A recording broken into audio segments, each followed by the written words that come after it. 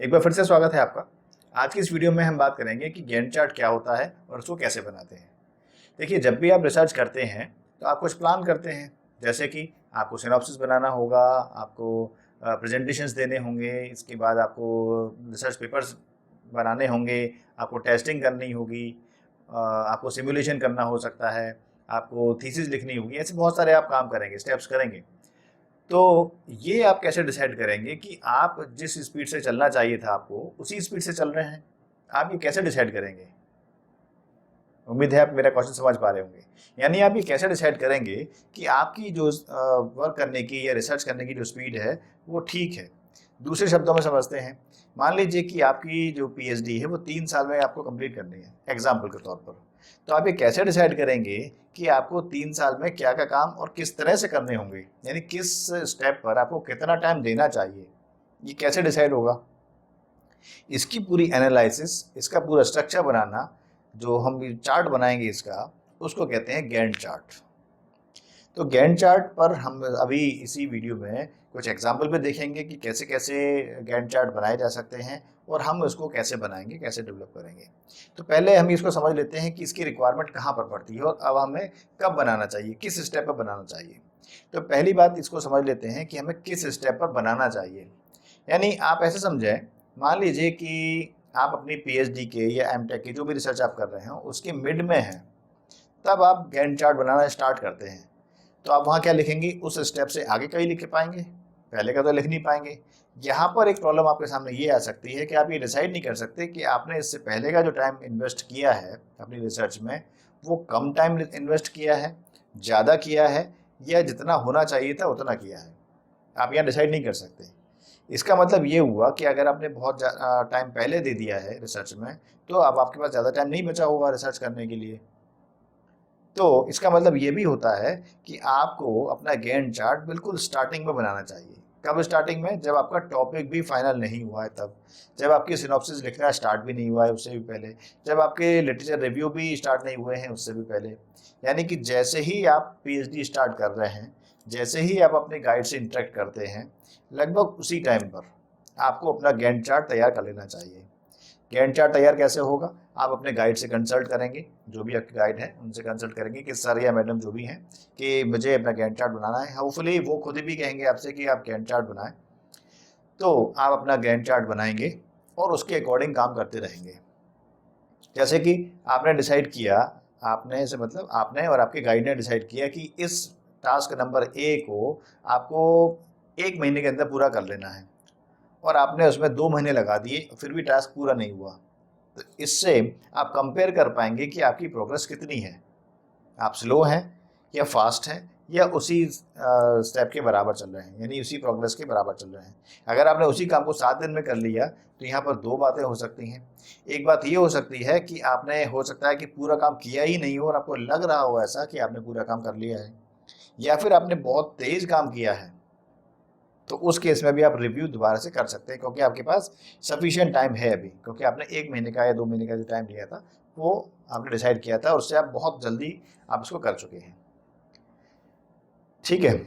और इसके बाद हम अब कुछ प्रैक्टिकल्स देखते हैं, यानी कि रियल एग्जांपल्स देखते हैं जो और किसी रिसर्च स्कॉलर ने बनाए हैं, और वो अपनी कैपेसिटी, अपना रिसर्च टॉपिक के अकॉर्डिंग, या अपना ये कह सकते हैं कि अपना इन्वेस्टमेंट, टाइम का इन्वेस्टमेंट कितना कर सकते हैं उसके अकॉर्डिंग, या उनको जैसा लगता है कि हम इतना टाइम में कर सकते हैं, जितना टाइम वो डिवोट कर सकते हैं, उसके अकॉर्डिंग उन्होंने बनाया है। निश्चित रूप से वो गैंट चार्ट आपके लिए एप्लीकेबल नहीं हो सकता, क्योंकि आपकी प्रॉब्लम दूसरी है, उनकी प्रॉब्लम दूसरी थी।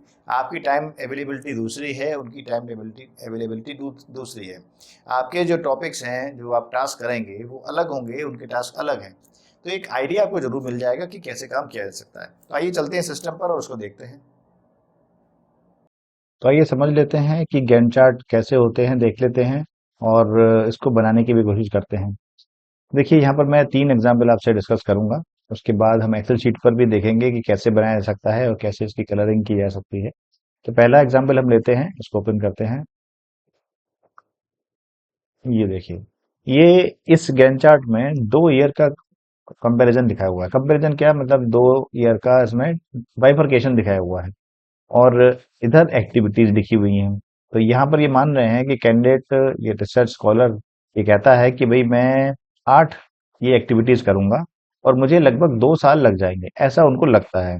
और ये लगना जो है, यानी कि जो अप्रोक्सीमेशन है, या जो जो व्यू कह सकते हैं, ये गाइड की कंसेंट से ही बनता है। ऐसा नहीं कि आप अपने मन से सोच लें कि मैं 1 साल में कर लूंगा, या 5 साल में करूंगा, या 2 महीने में करूंगा, क्योंकि इसमें रिसर्च स्कॉलर्स बिल्कुल नए होते हैं, उनको एक्सपीरियंस नहीं होता, इसलिए उनको अपने गाइड से कंसेंट लेना जरूरी होता है, इसमें तो लेना भी चाहिए।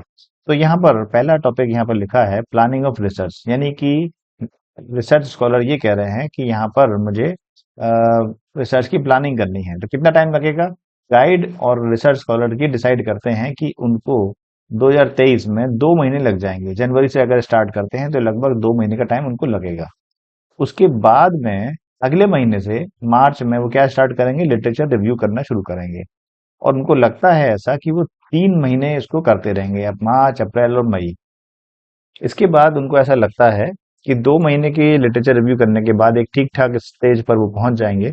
उसके बाद वो क्वेश्चनएयर बनाना शुरू करेंगे, यानी कुछ सर्वे के लिए कुछ पेपर्स क्वेश्चंस बनाना, ऐसा कुछ शुरू करेंगे।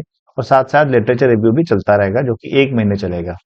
तो इसमें करेक्शन होगा या कुछ और पेपर्स में डाउनलोड करने होंगे, समझने होंगे, पढ़ने होंगे, तो वो भी प्रोसेस चलता रहेगा। और ये जो क्वेश्चनएयर है, इनको डिजाइन करना, लोगों तक पहुंचाना, इसका एनालिसिस करना, ये सब भी वो सब करते रहेंगे, और जो कि मई से लेकर और जुलाई तक, यानी 3 महीने करेंगे। इसके बाद प्री टेस्टिंग, कि इनका जो एनालिसिस आपने किया उसका क्या रिजल्ट आ सकते हैं, कैसा हमें एग्जाम्पल मिल सकता है, उसके लिए क्या हमारे पास इनपुट मिल सकता है।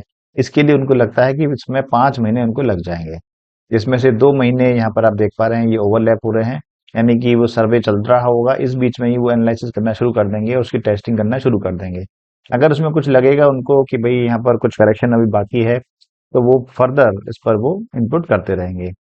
इसी तरह से लास्ट वाले महीने में, अक्टूबर में, वो क्या करेंगे, training for researchers and research assistants, इसकी ट्रेनिंग भी करना शुरू कर देंगे। ट्रेनिंग का मतलब वो अटेंड करेंगे, कुछ कोर्स ज्वाइन करना होगा या कुछ सीखना होगा, नया टूल सीखना पड़ सकता है उनको। तो वो सब काम जो है वो 3 महीने में करेंगे, और वो अक्टूबर से लेकर दिसंबर तक कर लेंगे। यानी कि 1 साल में उन्होंने ये पूरा अपना एक टाइम चार्ट बना लिया। तो अब इसमें, अभी हम आगे भी जाएंगे इसी तरह से। अब इसमें करना क्या होगा, जैसे मान लीजिए कि हम जून, हमसे मतलब वो रिसर्च स्कॉलर जून 2023 में आ गए, तो यहाँ पर हम ये एनालिसिस कर लें कि क्या हमने इतना काम कर लिया है। अगर इतना काम हमने कर लिया है और इसी स्पीड से किया है, इसका मतलब इस स्पीड से ही अगर हम चलते रहेंगे तो यहाँ पर दिसंबर 24 में रिपोर्ट राइटिंग एंड प्रेजेंटेशन हमारा हो जाएगा, यानी कि हम 2 साल में इस काम को कर लेंगे। और अगर इस स्पीड से हम नहीं चल रहे हैं, हमारा काम स्लो चल रहा है, तो इसका मतलब अभी और मेहनत करने की जरूरत है हमें। और इससे ज्यादा अगर हमने काम कर लिया है, मान लीजिए कि हमने ये सब काम ये यहाँ पहले ही मार्च में, अप्रैल तक ही पूरे कर लिए, तो इसका मतलब ये है कि हमें ये चेक करने की भी जरूरत होगी कि क्या ऐसा तो नहीं है हमने कुछ छोड़ दिया हो, जिससे हमें लग रहा हो कि हमने पूरा काम कर लिया है और एक्चुअल में पूरा काम नहीं हुआ हो। इससे एक हमें एक व्यू मिल जाता है कि हम किस स्पीड में चल रहे हैं, हम तेज चल रहे हैं, स्लो चल रहे हैं, या एक जो हमारी डिसाइडेड स्पीड थी काम करने की, उस स्पीड पर हम चल रहे हैं। इसी तरह से जनवरी से अप्रैल तक यहाँ दिया हुआ है डेटा एंट्री, मार्च से शुरू होकर और ये अगस्त तक जा रही है। रिपोर्ट राइटिंग इनका सितंबर से लेकर दिसंबर तक जा रहा है। तो ये 2 महीने, 2 साल का, और मंथ वाइज, मंथली बाइफरकेशन है। फॉर एग्जाम्पल देखते हैं, यहाँ पर देखिए, अगर रिसर्च स्कॉलर चाहते हैं कि उसको और माइन्यूट लेवल पर कर दिया जाए, माइन्यूट लेवल मतलब मंथ को भी डिवाइड कर दिया जाए फर्दर, तो वो महीने को, मंथ को 4 डिवीजन में कर दिया, वीकली कर दिया, यानी एक हफ्ते में इनको ये करना है, दूसरे हफ्ते में ये करना है, तीसरे हफ्ते में ये करना है, इस तरह से चलता रहेगा। तो ये भी कर सकते हैं, डिपेंड करता है कि आप कितना छोटे लेवल तक सोच सकते हैं, यानी कि आप कितने मिनिमम स्टेप तक जा सकते हैं सोचने के लिए, वो आप करें तो अच्छी बात है। ठीक है, तो ये 3 महीने का दिखाया है, तो ऐसा नहीं कि 3 महीने में सब कुछ सबमिट हो जाएगा, यहाँ लिखा जरूर है, ये एग्जाम्पल के तौर पर है, फाइनलाइजिंग एंड सबमिटिंग, तो सबमिशन, तो ये 3 महीने में नहीं हो सकता, ये तो आपका जो है टाइम लगेगा, इसमें 2 से 3 साल तो लगेंगे लगेंगे। तो इसमें आप उसको मंथ वाइज भी डिसाइड कर सकते हैं और उसको वीक में भी डिसाइड कर सकते हैं, लेकिन फिर से मैं बता रहा हूँ आपको कि आपको जो है अपने गाइड की कंसेंट से ही इसको करना चाहिए। अगला देखते हैं। अब देखिए ये वीक में आ गया। वीक में कितने, अगर आप उसको वीक वाइज करना चाहते हैं कि भाई पूरे ईयर में 52 आवर्स वीक होते हैं, तो आप उसको वीकली डिसाइड कर सकते हैं, बाइफरकेट कर सकते हैं। तो ये भी आप कर सकते हैं, डिपेंड करता है कि आपकी रिक्वायरमेंट कैसी है। आप मंथली जाना चाहते हैं या मंथ में भी आप वीक में डिवाइड करना चाहते हैं। एक दिन का वाला तो नहीं हो सकता उसको, क्योंकि एक दिन में तो आप कुछ भी एक काउंटेबल प्रोडक्ट को आप नहीं कह सकते एक दिन में हमने कर लिया कि आज हमने पावर पॉइंट प्रेजेंटेशन कर लिया या आज हमने रिसर्च पेपर डाउनलोड कर लिए, ऐसा नहीं कह सकते, क्योंकि हो सकता है कि कल को कुछ और भी आपको डाउनलोड करने पड़ जाए या कुछ और करेक्शन करना पड़ जाए। तो उसको दिन में नहीं रखना चाहिए, वीक में आप उसको रख सकते हैं।